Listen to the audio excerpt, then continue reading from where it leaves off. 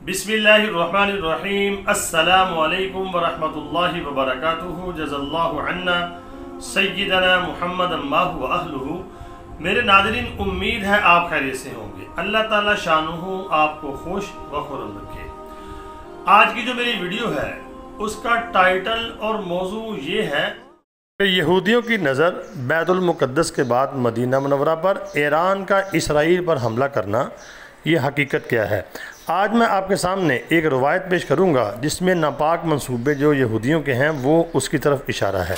अल्लाह ताला ने अपने प्यारे नबी सल्लल्लाहु अलैहि वसल्लम के शहर की हिफाजत खुद फरमानी है। यहूदी का कोई भी आ जाए उस शहर तक नहीं पहुंच सकता। ईरान का हमला करना, यहूदियों को तबाह करना, ये अल्लाह ही की एक मशीयत है। अल्लाह ताला जिससे चाहे काम ले लें। ये आपके सामने हदीस पाक आ गई है। हज़रत मुआज़ इब्न जबल रज़ी अल्लाह ताला अन्हु से रिवायत है कि रसूल करीम सल्लल्लाहु अलैहि वसल्लम ने फरमाया, बैतुल मुक़द्दस का आबाद होना मदीना की खराबी का बाइस होगा।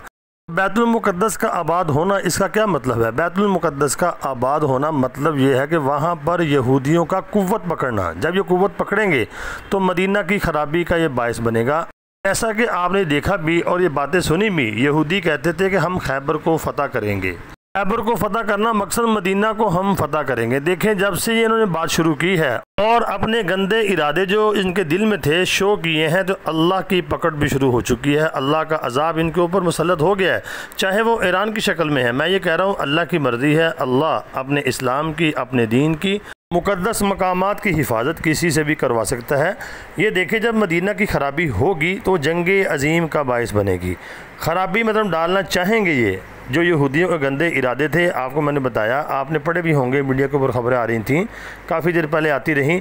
तो अल्लाह ने अब इनकी गिरफ्त कर ली है।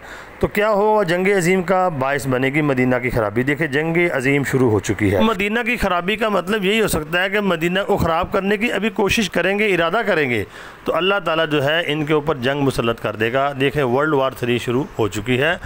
तो आगे फरमाया, जंग अज़ीम फ़तह कुस्तुनतुनिया का सबब होगी। इसका मतलब ये है कि ये जंग बढ़ेगी।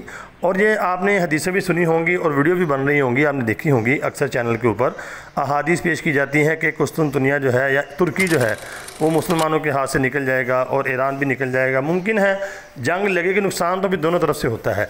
फिर दोबारा मुसलमान कुस्तुनतुनिया को फ़तह करेंगे और फिर दज्जाल निकलेगा। हज़रत मुआज़ इब्न जबल रज़ी अल्लाह ताला अन्हु फरमाते हैं, नबी करीम सल्लल्लाहु अलैहि वसल्लम ने मेरी रान या मेरे कंधे पर हाथ मारा, फरमाया, मुआज़, ये इसी तरह हकीकत है जिस तरह तुम मेरे सामने बैठे हो। ये थे यहूदियों के नापाक इरादे, इनको पढ़ें।